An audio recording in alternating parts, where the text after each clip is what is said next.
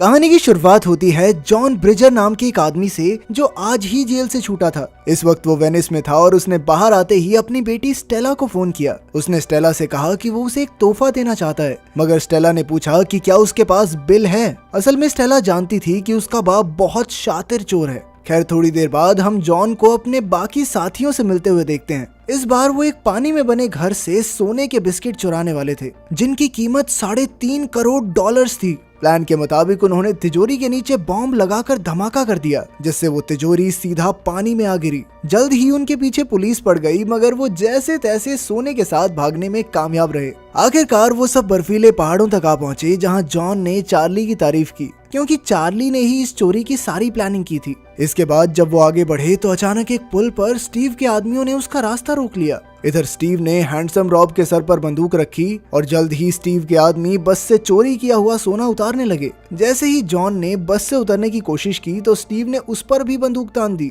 Steve के इस धोखे पर जॉन ने कहा कि मेरे साथी तुम्हें छोड़ेंगे नहीं, मगर स्टीव तो सोने के लालच में इतना अंधा हो गया था कि उसने अपने बॉस जॉन को ही गोली मार दी। उसी वक्त हैंडसम रॉब ने बस दौड़ाई तो वो सीधा बर्फीले पानी में जा गिरी। ऊपर से स्टीव ने उन पर धुआंधार गोलियां बरसाई ताकि उनमें से कोई भी जिंदा न बच सके, लेकिन खुशकिस्मती से वो सभी जिंदा बच गए और तैरकर नदी किनारे आ गए। बाहर आकर चार्ली ने अपने बॉस जॉन की मौत का गम मनाया और फिर उसके कातिल स्टीव से बदला लेने की कसम खाई। इसके 1 साल बाद हम देखते हैं कि जॉन की बेटी स्टेला पुलिस डिपार्टमेंट के लिए ताले खोलने की नौकरी करती थी। एक दिन जब वो ऑफिस पहुंची तो चार्ली उससे मिलने आया और कहा कि उसने स्टीव का पता लगा लिया है और वो उससे चोरी किया हुआ सोना वापस लूटना चाहता है। वो चाहता था कि स्टेला भी इस मिशन में शामिल हो, मगर स्टेला ने कहा कि वो अपने बाप की तरह चोर नहीं है। लेकिन फिर रात को स्टेला का मन बदल गया और उसने चार्ली को फोन करके कहा कि जब वो स्टीव से सोना चुरा लेंगे तो वो स्टीव के चेहरे की हवाइयां उड़ते हुए देखना चाहती है। अगली सुबह चार्ली ने स्टेला को पूरी टीम से मिलवाया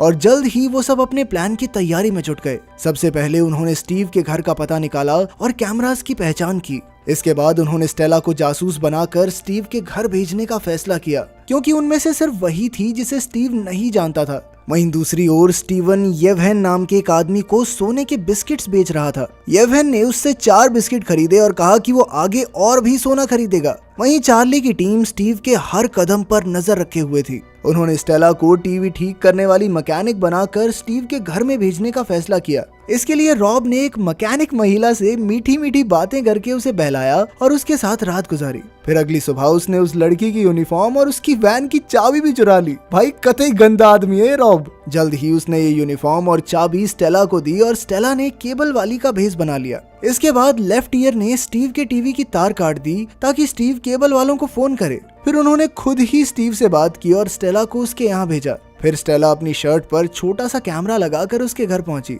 उसकी खूबसूरती देखकर स्टीव अपनी अमीरी का दिखावा करने लगा। खैर, स्टेला के कैमरे की मदद से उन्हें घर के कोने कोने का नक्शा मिल गया। इधर स्टीव स्टेला से फ्लर्ट करने लगा और उसे डेट पर जाने के लिए पूछा। पहले तो स्टेला ने मना कर दिया, पर फिर बाद में वो राजी हो गई। आखिरकार जब वो वापस आई तो चार्ली ने पूरी टीम के साथ मिलकर आगे का प्लान बनाया। उन्होंने मिनी कूपर के अंदर सोने के भार जितना लोहा रखा और फिर स्टेला को गाड़ी चलाने को कहा। लेकिन तब उन्हें एहसास हुआ कि गाड़ी में चोरी का सारा सोना नहीं आ पाएगा। फिर उन्होंने रेंच नाम के एक मैकेनिक को बुलाया जो उनके काम की गाड़ी बना सकता था। वहीं दूसरी ओर लाइल ने ट्रैफिक सिस्टम हैक कर लिया। फिर उसने चार्ली को बुलाया और उसने अपनी मर्जी से ट्रैफिक लाइट्स बदलकर सड़कों पर ट्रैफिक जाम लगाकर दिखाया। ये देखकर चार्ली उससे काफी खुश था। उधर लेफ्ट ईयर भी इस मिशन के लिए बॉम्ब्स बनाने में जुटा हुआ था। कुछ ही समय में रेंच ने भी गाड़ियां मॉडिफाई कर दी और फिर चार्ली की टीम उन्हें टेस्ट करने निकली। इतनी जबरदस्त गाड़ियां देखकर वो सब बेहद खुश थे।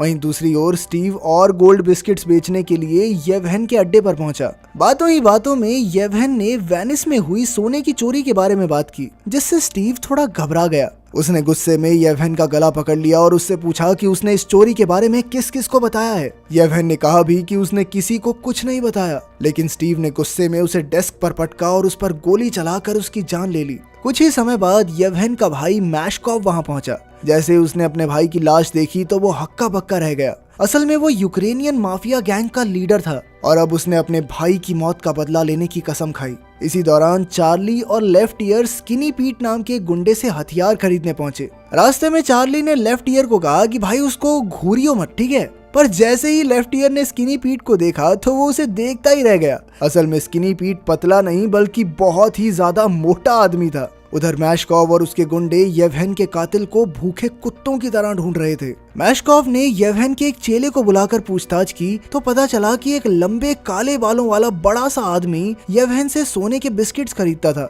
अब मैशकॉव समझ गया कि ये स्किनी पीट की बात कर रहा है। वो तुरंत स्किनी पीट के पास पहुंचा और उससे सोने के बिस्किट्स और येवहेन की मौत के बारे में पूछताछ की। वहीं दूसरी ओर चार्ली और उसकी टीम प्लान के अगले पड़ाव की तैयारी कर रहे थे। लाइल स्टीव पर नजर रखे हुए था और उसने देखा कि स्टीव स्टेला के साथ डेट पर जाने के लिए निकल गया था। जब चार्ली और उसकी टीम उसके घर से सोना चुराने पहुंचे तो उन्होंने देखा कि स्टीव के पड़ोसी पार्टी कर रहे थे। इतने लोगों के होते हुए वो यहाँ धमाका करके चोरी नहीं कर सकते, इसलिए उन्हें अपना प्लान कैंसिल करना पड़ा। अब स्टेला को मजबूरी में स्टीव के साथ डेट पर जाना पड़ा। रेस्टोरेंट में स्टीव स्टेला की खूबसूरती की तारीफ करने लगा और बाद में उसने स्टेला को अपने साथ घर चलने को कहा, लेकिन स्टेला ने इनकार करके कहा कि मुझे लोगों पर विश्वास तो है लेकिन उनके अंदर छुपे राक्षस पर नहीं। असल में ये बात उसके पिता जॉन अक्सर कहा करते थे। ये सुनकर स्टीव ने कहा कि उसने ये बात पहले भी कहीं सुनी हुई है और अचानक स्टेला का हाथ पकड़ लिया। लेकिन तभी पूरी टीम रेस्टोरेंट में पहुंच गई और उन सबको जिंदा देखकर स्टीव के होश ही उड़ गए। अब वो समझ गया कि भाई यहाँ तो मैं सेफ नहीं हूँ। खैर फिर उसने अपने हाईटेक सिक्योरिटी सिस्टम के बारे में बताते हुए कहा कि वो उसकी तिजोरी कभी नहीं खोल पाएंगे। तब चार्ली ने अचानक उसके मुंह पर जोरदार मुक्का दे मारा। इसके बाद वो सब अपने अड्डे पर लौट आए और चार्ली ने स्टेला को शांत किया। फिर जल्द ही लाइल ने उन्हें खबर दी कि स्टीव अपना पूरा सोना मेक्सिको भेजने की फिराक में है। ये सुनकर चार्ली को आइडिया आया कि वो रास्ते में ही तिजोरी को चुरा सकते हैं। फिर लाइल ने कहा कि भाई अभी अभी उससे मिलके आए हो, तुम्हें क्या लगता है वो ऐसी चोरी होने देगा? अपना सोना ट्रांसफर करने के लिए स्टीव बहुत ही अच्छे ट्रक्स और हेलीकॉप्टर्स का इस्तेमाल करने वाला है। फिर बाद में स्किनी पीट ने चार्ली को फोन करके येवहेन के कत्ल के बारे में पूछा। इस पर चार्ली ने कहा कि वो इस बारे में कुछ नहीं जानता।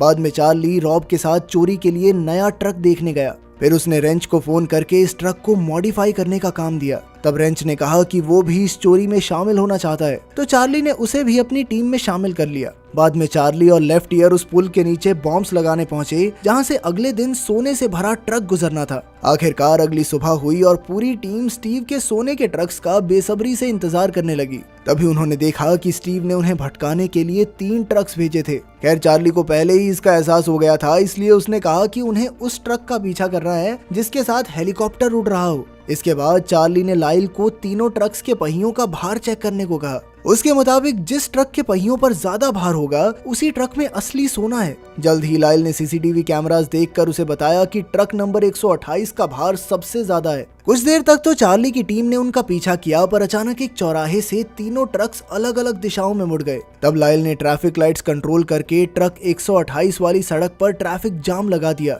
उधर स्टीव ऊपर हेलीकॉप्टर से ये सब देख रहा था। उसने तुरंत अपने पायलट को पीछे मुड़ने को कहा। इधर लाइल ने ट्रैफिक लाइट्स की मदद से ट्रक नंबर 128 को अपने रास्ते से भटका दिया। जल्द ही चार्ली की टीम इस ट्रक तक पहुंच गई और दोनों ट्रक्स में जबरदस्त रेस शुरू हो गई। चार्ली का ट्रक तो सीढ़ियों से होते हुए ट्रेन स्टेशन भी पार कर गया और तभी लाइल ने एक बटन दबाकर ट्रेन भी रोक दी ताकि उनका ट्रक समय पर पुल के नीचे पहुंच सके। आखिरकार वो जैसे तैसे पुल के नीचे पहुंचे और रेंच के इशारे का इंतजार करने लगे। जैसे ही रेंच ने ट्रक 128 को पुल पर जाते हुए देखा, लेफ्ट ईयर ने पुल पर लगे बॉम्ब्स में धमाका कर दिया। इस धमाके से सड़क टूट गई और ट्रक सीधा नीचे आ गिरा। उसी वक्त रेंच ने एक बटन दबाकर सड़क पर फट्टा लगा दिया। उधर स्टीव ने अपने गुंडों को जल्द से जल्द ट्रक ढूंढने को कहा। इधर चार्ली की टीम को ट्रक तो मिल गया, मगर उसके अंदर की तिजोरी देखकर उनके पैरों तले जमीन खिसक गई। असल में ये वो तिजोरी नहीं थी जो स्टेला ने स्टीव के घर में देखी थी। चार्ली ने फिर स्टेला को इस तिजोरी को खोलने की कोशिश करने को कहा। स्टेला ने कहा कि इसका पासवर्ड पता लगाना बेहद मुश्किल है, इसलिए उसने ड्रिलिंग मशीन से तिजोरी तोड़ने का फैसला किया। आखिरकार काफी कोशिशों के बाद वो कामयाब रही और जल्द ही उन्होंने सारा सोना अपनी मिनी कूपर में भर दिया। सारा सोना लेकर पूरी टीम खुशी मनाते हुए वहां से निकल पड़ी, मगर कुछ ही पलों में स्टीव के आदमी भी उनका पीछा करते हुए वहां आ पहुंचे। जल्द ही उन्होंने चार्ली की टीम पर धुआंधार गोलीबारी शुरू कर दी। तब चार्ली ने भी उन पर जवाबी हमला किया और जल्द ही वो हाईवे पर चढ़ गए। उसी पल स्टीव ने उन्हें हेलीकॉप्टर से देख लिया और उनका पीछा करने लगा। अचानक चार्ली ने रास्ता बदला, पर स्टीव वहां भी आ गया। एक पॉइंट पर चार्ली की गाड़ी हेलीकॉप्टर से टकराने ही वाली थी कि वो गाड़ी को तेजी से मोड़कर बच निकला। तभी स्टीव भी हेलीकॉप्टर से उतरा और किसी की गाड़ी चुराकर चार्ली का पीछा करने लगा। इधर चार्ली ने तुरंत मिनी कूपर एक ट्रेन के डिब्बे में चढ़ा दी और अपनी टीम के साथ दूसरी गाड़ी में भाग निकला। इधर स्टीव अब भी उनके पीछे लगा हुआ था। जब उसने चार्ली की टीम को ट्रेन के डिब्बे से निकलते देखा तो उसकी मुलाकात रेंच से हुई।